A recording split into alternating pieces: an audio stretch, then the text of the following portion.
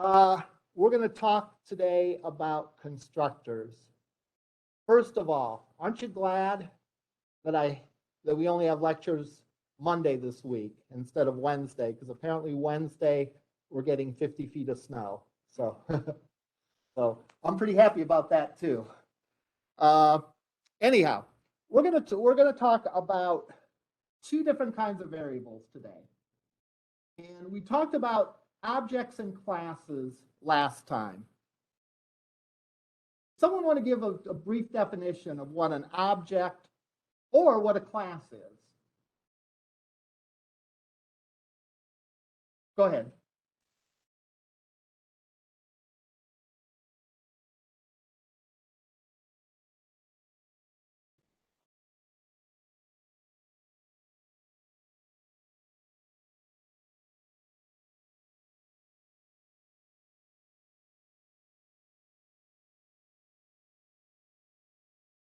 No, very good. The student said that a class is like a template for a kind of thing, whereas an object is a member of the class. In other words, a specific instance of that class. And the example we gave last time is there can be a faculty class, or I don't know if we gave this example last time. We talked about students, I think, but there can be a faculty class that's a template for all faculty members, because all faculty members have a certain thing. They have departments, they have a first name, a last name, an email address, any number of things that faculty people have. What's more, faculty people do stuff.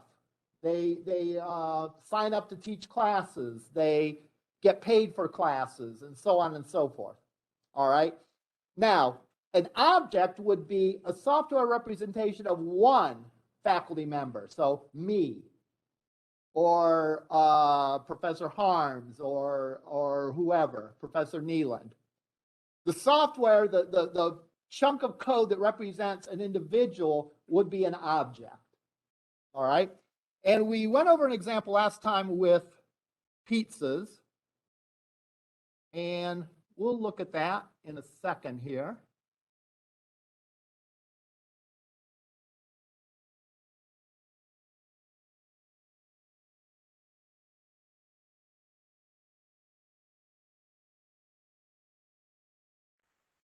The other way I would describe it is, I just thought of this over the weekend, is think of a template for a Microsoft Office object.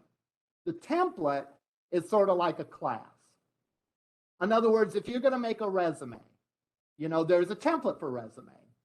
You create the template for the resume, then you make your specific resume or your cousin's specific resume, or whatever. You take the template and use that to create new members of the class. So just in the same way, we use the classes we create to make new members of that. And the pizza example we had,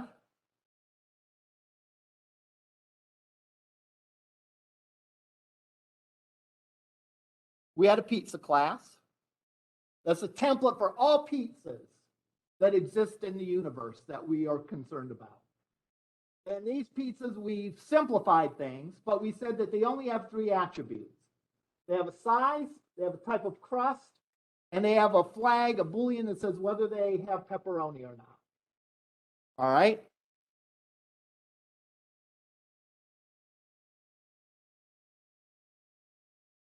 In our unit test, we actually make a new pizza by saying this. This is the act of taking the template and making a member of it. All right, so pizza P1 says we have a variable that's going to contain pizzas. And we're going to call that variable P1. And what is that equal to?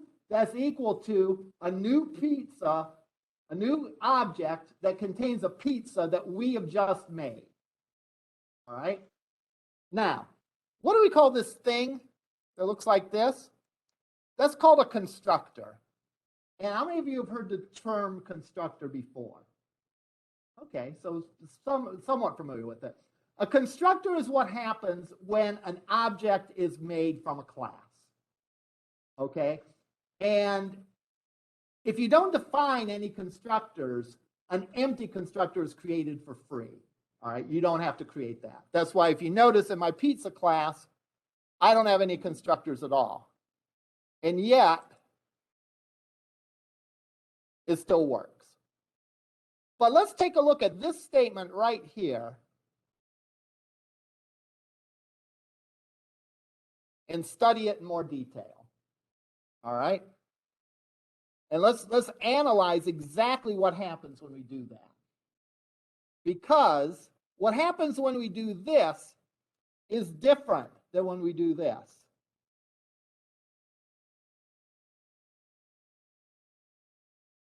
Both of them are creating variables. Both of them are initializing variables. But those two statements do two very different things. All right.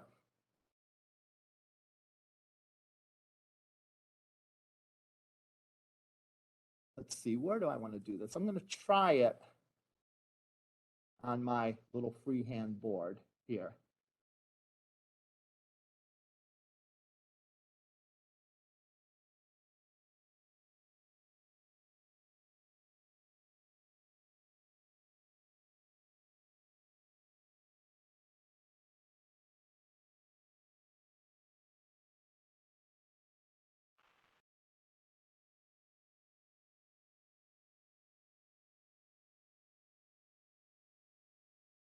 How do I get rid of that? All right, I guess we'll figure it out. And pardon me, I'm still sort of working out the details of how to do the board and stuff. But essentially, I have this statement: pizza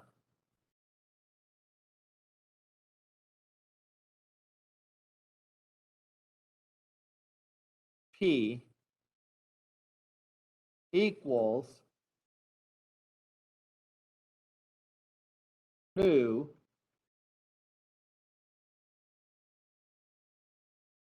pizza.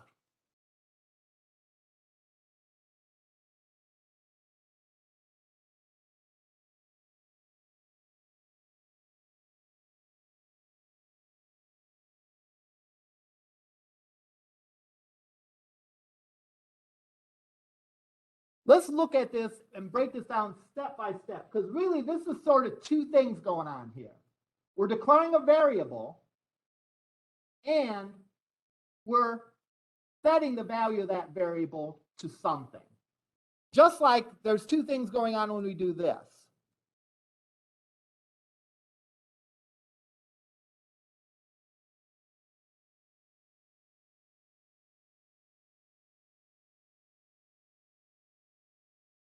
Int I equals 0. All right? Doing the same thing. That's two things. We could break it down on two separate lines and say int I equals 0. We could break this one down on two lines and say pizza P equals new pizza. And the effect would be the same. So there's two distinct activities that are going on here. And in both cases, they're sort of the same. The first one, the first half of it, pizza P or int I, declares a variable. A variable is simply a location in memory that's going to store a value. All right? So I'm going to just make up numbers here. I'm going to try doing this in Word because my handwriting is terrible in real life and with this board. So if I say pizza P equals new pizza, or if I say int, I want it lowercase. That's the disadvantage of using Word. You know what? I'm just going to make a new file.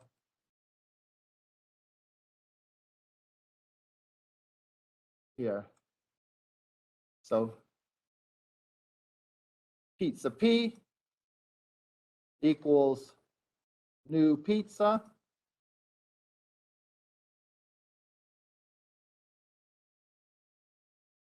I int I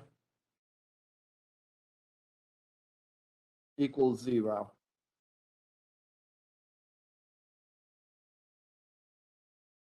All right. The first thing puts in memory somewhere, or let me rephrase this. The first part of the statement, pizza P or int I, is going to create memory for whatever kind of variable type we're creating. So it's going to create a variable, all right? And in the case of P, it's going to create a variable in a particular memory location. So memory location 100, let's say, I'm just making up these numbers, is going to contain the variable P, which is a pizza object. That's the memory location, is 100. Do this.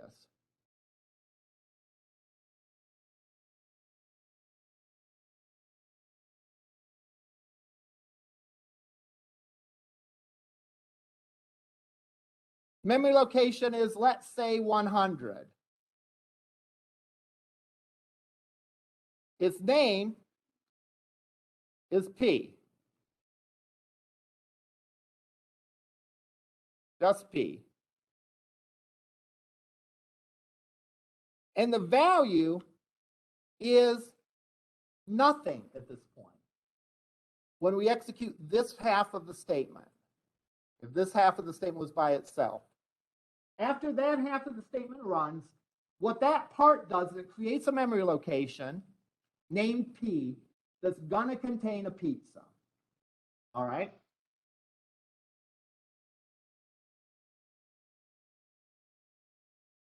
Now, what's the last half do?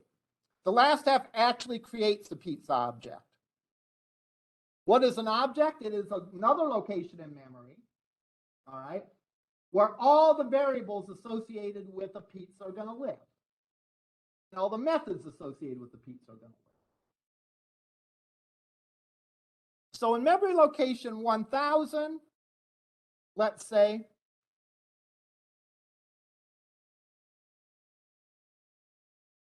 doesn't really have a name, but it's going to contain a pizza object,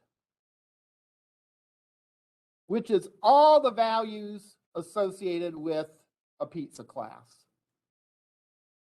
This specific pizza class, I'm going to say pizza object number 1. So we've created at memory location 1000 a pizza object, which reserves the memory that you need to hold a pizza object. I don't know how long that is, how much it is, but it's a certain size. It reserves a block of memory for that pizza. All right. The last part of it, when we say pizza P equals new pizza, is it's going to put that value, the value of the memory location, in the variable P. Okay. Well, let's step back and make sure we understand what that is. And we'll compare it to what happens when we declare an int. When we declare an int, there's also a memory location. Say 102 or 104. The name of this memory location is I. And what's the value of that? 0. The value is 0. So notice this is a key difference between how an object reference variable is created and how a primitive variable is created.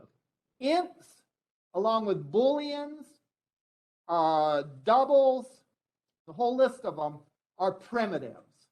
You can tell they're primitives because they start with a lowercase letter. So if you're not sure what something is, look at the start of the name. Yes.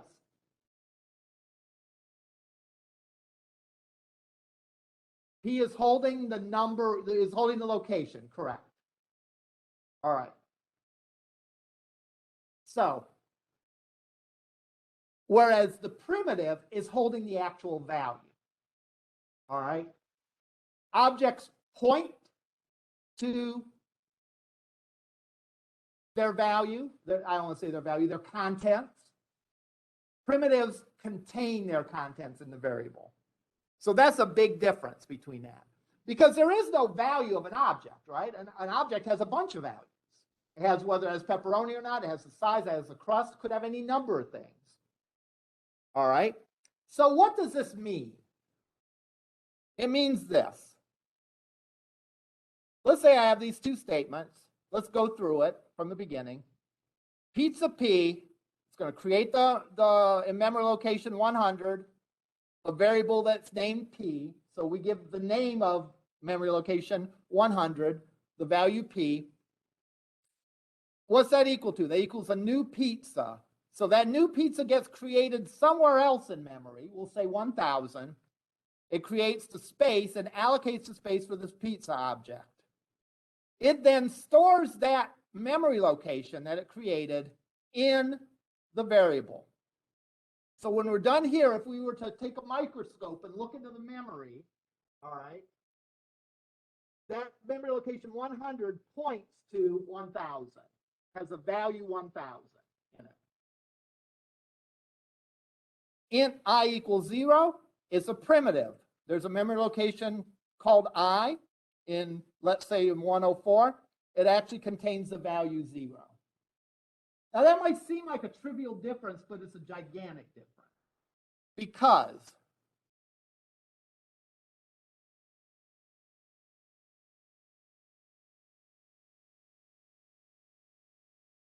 what if we do this?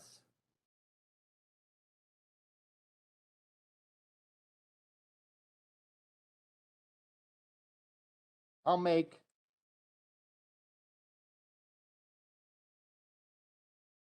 let's change this to 12.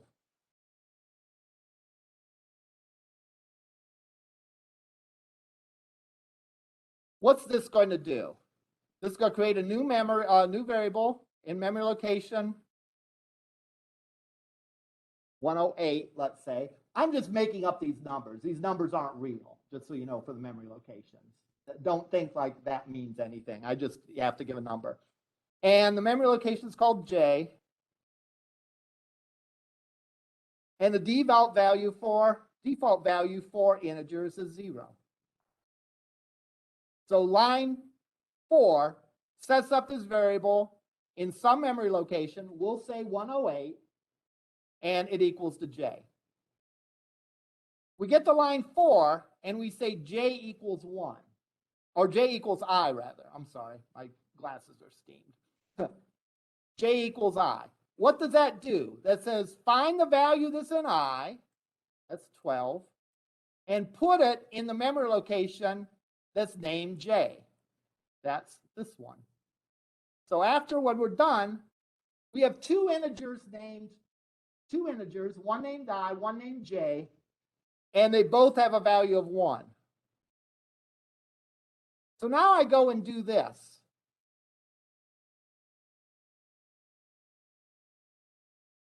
What does that mean? That means find the thing in memory location named J, get its value, add 1 to it, and store the result back in J. So J is going to have a value of 13 at that point. Did I change at all? No. Even though they were set to equal, with primitives, equal copies the value. So they're two separate variables with two separate values. Now, after we say they're equal, the values are going to be the same, but they're two different values, which means if I change one, I don't change the other. All right? Now, that might be obvious to you. That's sort of the normal way that you'd think of these things. Maybe if weren't talking about this, you'd think, sure, I add 1 to J. Why would that affect I? With objects, though, it's different, okay? Because let's say we have our object, pizza object 1, and we have some code to set the attribute. So we set the pepperoni to true. We set the crust to small, or size to small, and the crust to thin. So we have pepperoni equals true. Size equals thin. Size equals small. Crust equals thin.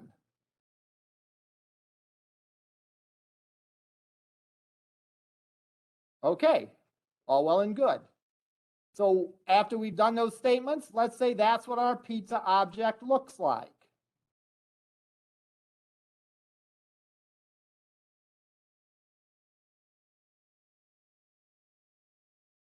Now we come along and have this statement.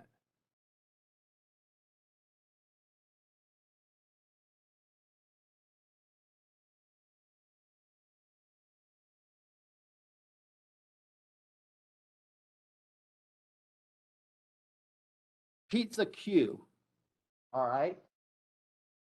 Now let's think about what that does. That sets up a variable somewhere in memory. We'll say 112. And we're going to call that Q. But we haven't defined what goes in there. This is where objects and primitives differ. With primitives, there are default values. So like I said, if I said int j, j gets set to 0 if I don't specify otherwise. In this case, if I say pizza Q and don't say what value it gets, essentially nothing is here. And in nothing, in computer programming, we mean what's called null. Null means it doesn't have a value at all. All right. It's not the same as 0, right? Or empty. You know, if I say my bank account has a value of 0, all right, at my bank, that means that I don't have any money in it, right? If I say, what's the value of my bank account at Third National Bank? Well, I don't have a bank account at Third National Bank, right? So I wouldn't say the balance is 0, because that sort of implies that I have an account there that just doesn't have any money in it. I would say there is no account, or my account is null there. So after this statement 7, Q is created. It's a variable that's in this memory location. It is going to eventually, we hope, hold a pizza object, hold a pointer to a pizza object, but nothing yet. Now, if I tried to do this,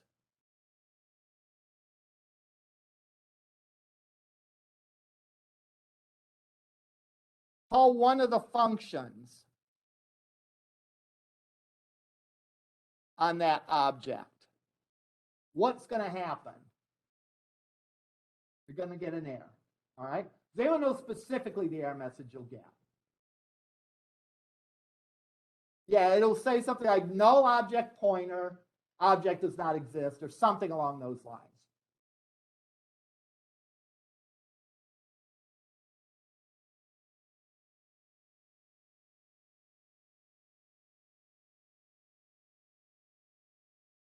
I don't know about the first half of your statement.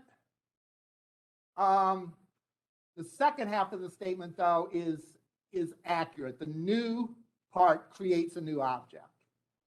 All right. So this statement, up to this point, how many pizza objects do we have? 1. How many variables do we have pointing to pizza objects? We have 2. One points to that pizza object in 1000. The other one, well, technically it doesn't point to any pizza objects yet. All right.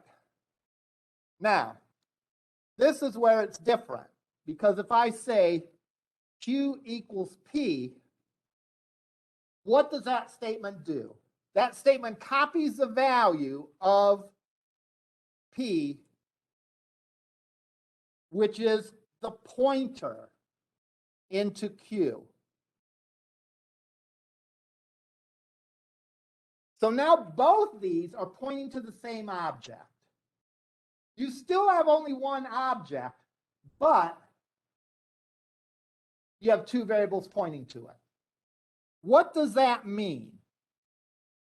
That means if I do this,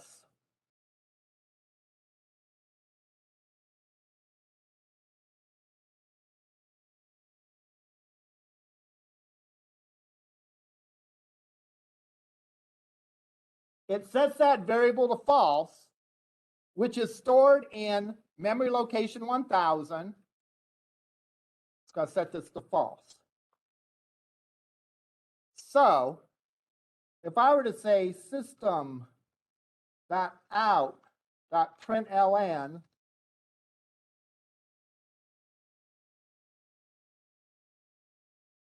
p.get has pepperoni,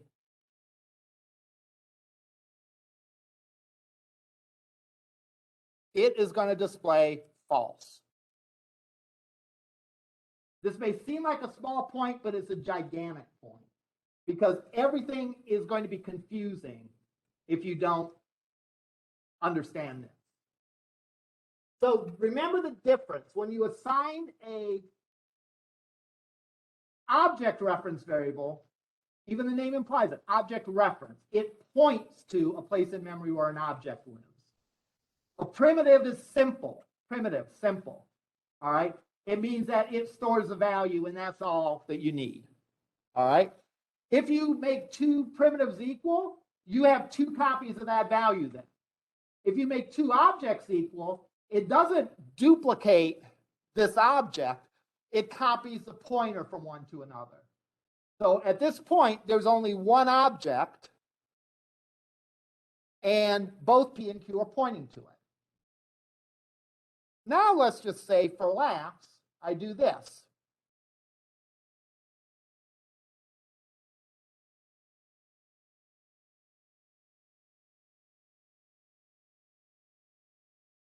Is this a legal statement? Yes, it is. Why is it a legal statement? Legal, not illegal. Why is it a legal statement? Because we define Q as a variable that can contain pizzas. And we're making a new pizza.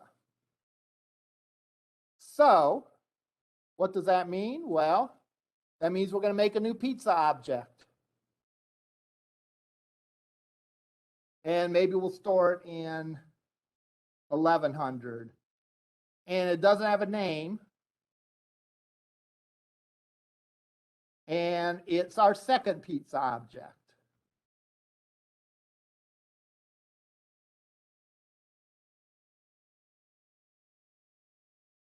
And then it's going to have these values in it.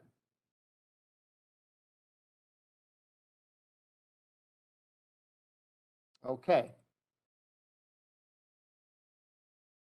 And because we said Q equals that, Q is going to get that new pointer. So in the name, variable name Q, that memory location points to memory location 1100. So now where we have two pizza objects. So if we were to change Q, we would no longer be changing P also, because they point to two different objects. How do I know that there's two different objects? Well, the quickest way to figure out how many objects were created is to count the number of news. So 1, 2, you have two pizza objects. Now, how do objects disappear? How long does it stay in memory? An object stays in memory as long as something is pointing to it. So right now, P is pointing to Q, or P is pointing to 1000, Q is pointing to 1100. So both these objects are going to live in memory because there are variables pointing to them. What happens if I do this?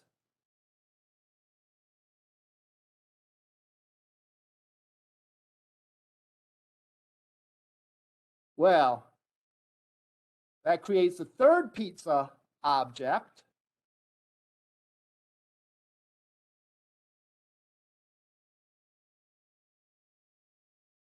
Puts it in memory location 1200, pizza object 3, and sets P equal to the value of its memory location.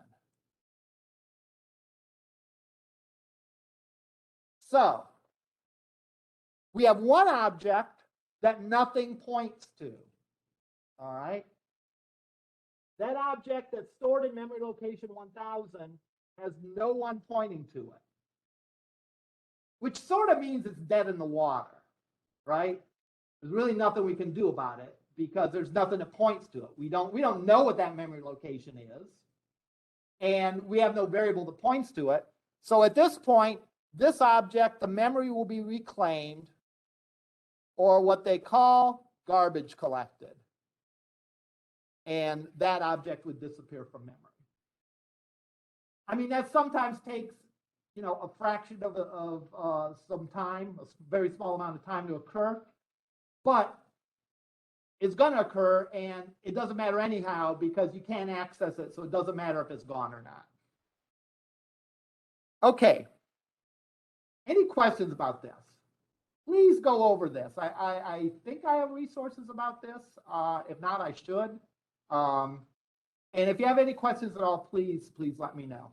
I should be able to have like a string of statements like this.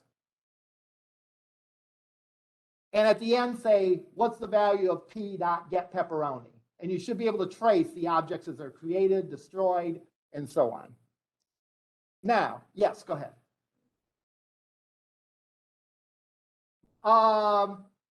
Is there any way to find an object count?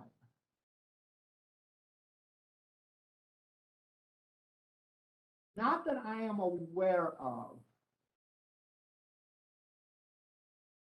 You could, the problem with this is you don't know when objects disappear. It's hard to keep track of that. It's easy to keep track of when objects are created. I have to say I don't know the answer to that one. I can't think of any way off the top of my head, but that doesn't mean that there's something I'm not thinking of. Okay. What do constructors have to do with this? Well, we talked about creating these objects, and we said it has these variables. But when we create the object, all right, using the built-in default no argument constructor, because remember, if you don't have a constructor, the compiler generates a default no argument constructor. And all that constructor does is it allocates the memory. It doesn't set any variables. So if we were to look over here, I say pizza P1 equals new pizza. I don't have any constructors. Therefore, what that's going to do is that's going to create a new pizza object, allocate the memory for it, set the pointer, but it's not going to initialize the memory, or it's not going to initialize the variables at anything. But we could write a constructor that does initialize the variables at something, and that's where we're going to begin. First of all, if you write any constructor on a class, it removes that default. All right. The compiler thinks, hey, this guy's smart enough to write his own compilers. I'm not going to generate a blank one. I'm not going to get in their way. So if I create a constructor here, by my creating it, I no longer have that default constructor, which means I'm going to have to declare it, or means I have to do something, right? What does a constructor look like? Well, constructor pretty much has to be public. It doesn't make sense because you're going to create classes outside of the class. So pretty much a constructor has to be public. It then repeats the name of the class.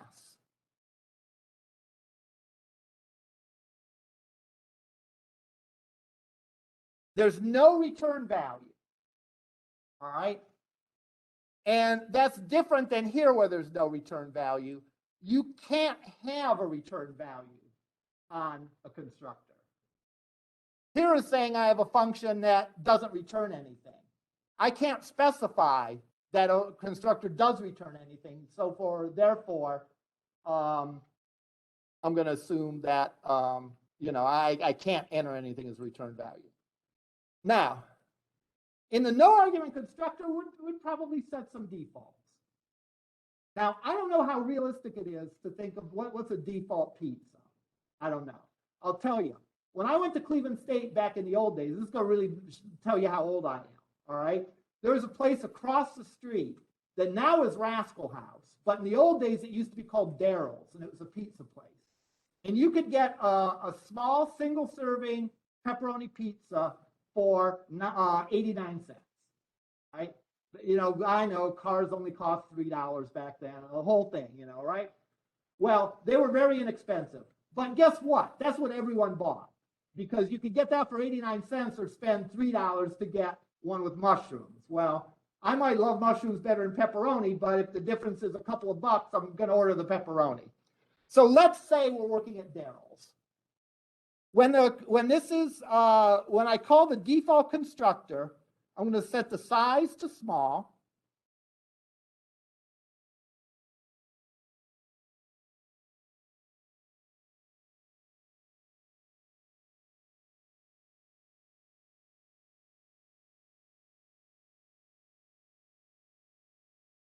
I'm going to set the crust to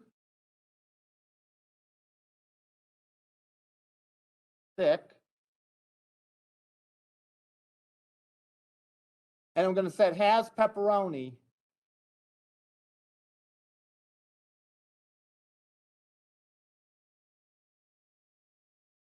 to true. We're saying for my pizza place, that's the default constructor. In other words, if someone doesn't say otherwise, they're getting a small, thick crust pepperoni pizza. You know, if someone comes in and says, I want a pizza, that's what they're getting. So how does this affect the unit test? Well, let's go over here and let's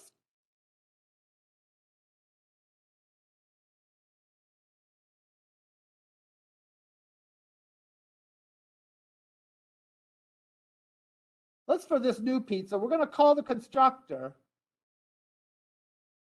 and we're going to get the value of those variables.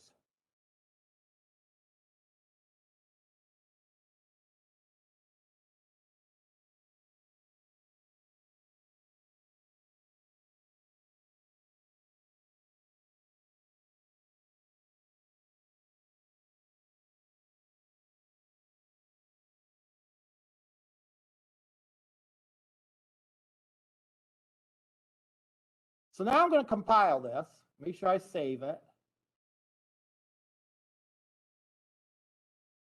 Should I save this? And I'm going to go to the command line.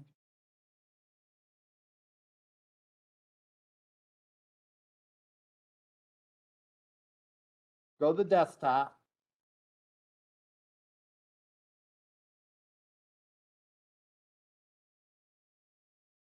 Go into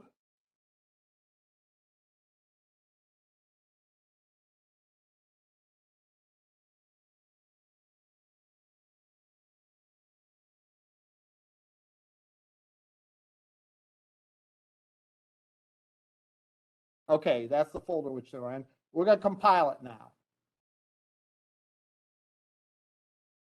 I usually just compile because I'm lazy, everything in the folder. That's only a problem if you have some like not necessary, some superfluous Java classes in there. So I'm going to compile everything in the folder. It does its thing and it works. All right. Now, if I run this, remember we're looking at pizza 3 here.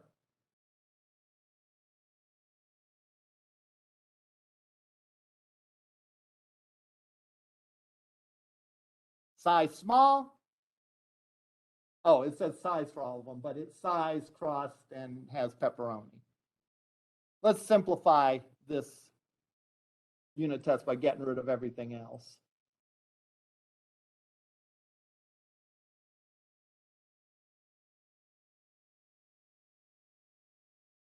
What do you, in imports?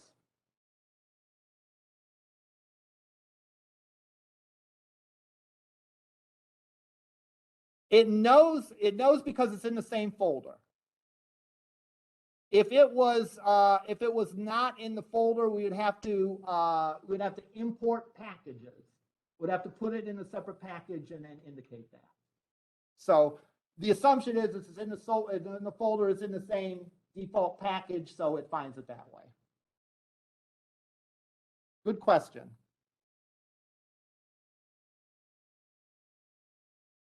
So there we go. It's a little bit better.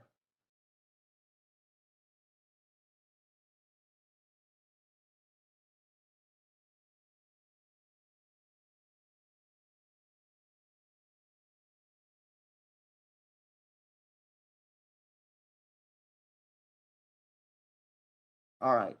Small thick has pepperoni. That's our defaults, right? That's exactly what our default constructor set it to. So we create it with the default constructor. It runs this method, or constructors really aren't methods, but it's like a method. It runs this constructor and creates it and initializes these variables. Now,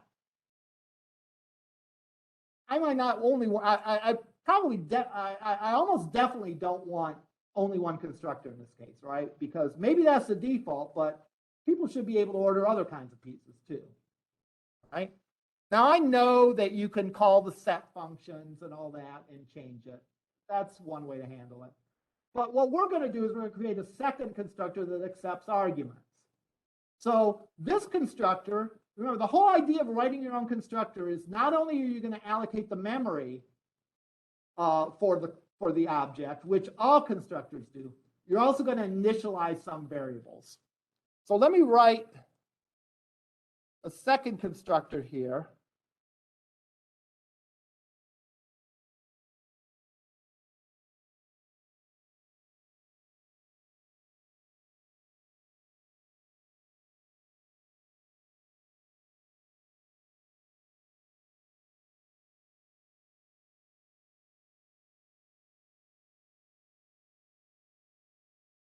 Notice string starts with a capital S. What does that tell you about string variables?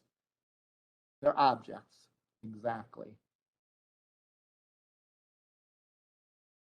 Boolean starts with lowercase. That tells us that they are primitives.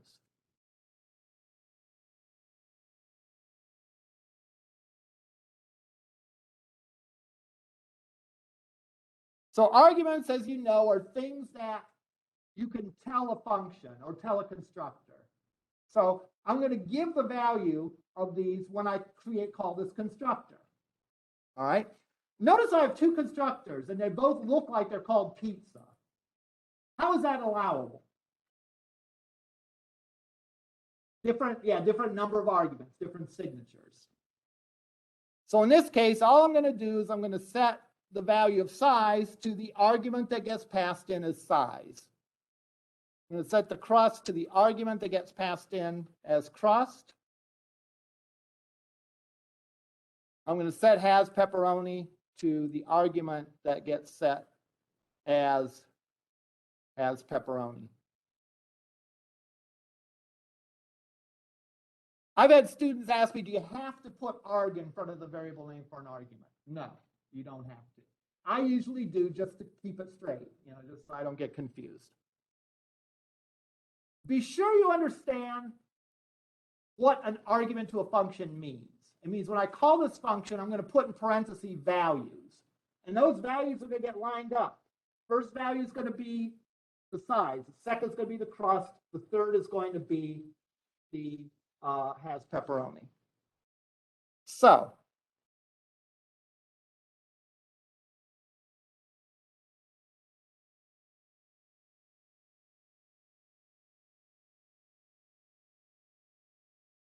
I could do this.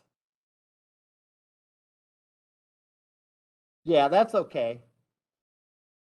What I'm saying is when I call the function, which I'm going to do in a minute, when I call the constructor, I have to put them in the proper order. So let's go here and let's call this method. And I'm going to set the method to, I'm going to set the argument to, what was the first one? Size. Large. The second one is crust. Thin. Third one is a Boolean or has pepperoni, and we'll say false. Make sure you save your objects. That's sort of a semi-common mistake people make, is if they edit the code and then try to run it and they notice nothing has changed, it could be they just forgot to save it. That burns me several times a semester. Compile it. Run it. We have our large, thin, doesn't have pepperoni pizza. One last thing I want to show you before we finish. If you declare any functions, or any constructors rather, you do not get that for free constructor, that default no argument constructor. So if I were to get rid of this constructor,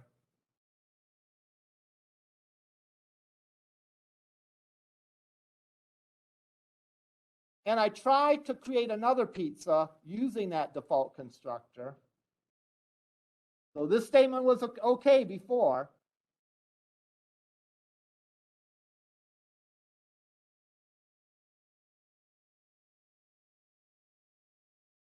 If I try to do that,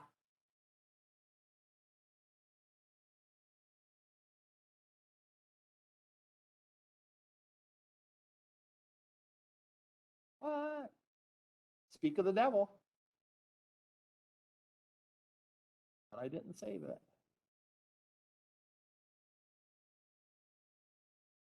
Okay.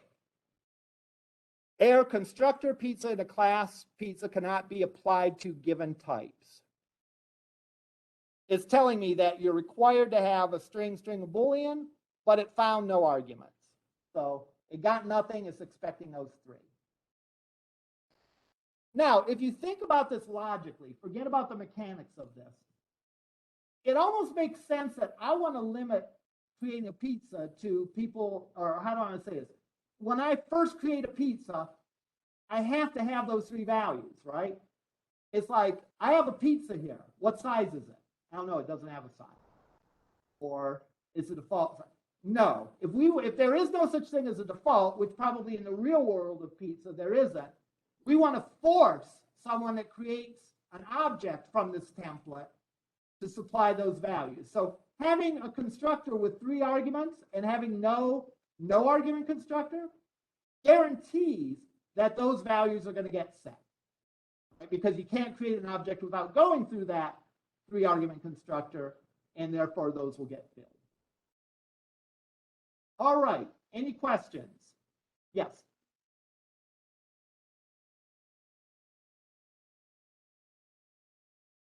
I'm saying in the class definition, if you want both constructors, you have to have both constructors.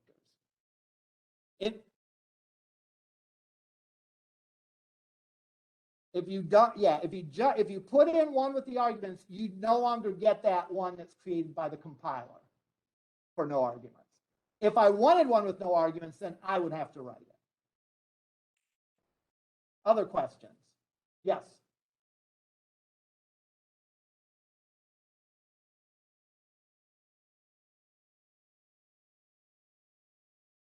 Right. Right.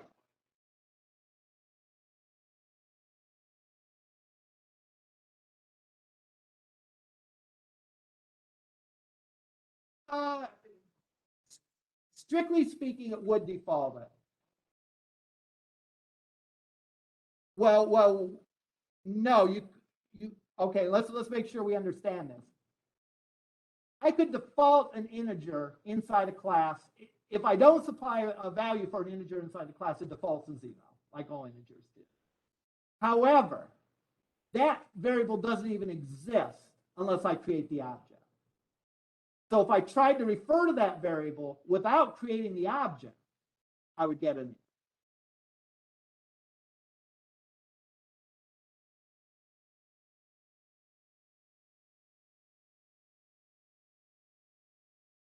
If there was a fourth value that was an integer, right, it would get whatever the default for integers are, 0. Yeah. Other questions? All right, we'll see you up in lab. Is anyone going to lab, by the way? Okay, you need to go to art. Well, draw well or paint well or whatever. Is anyone else going to lab? No? Okay. The only reason I say this is my last class of the day. If you're not staying, I'm not staying.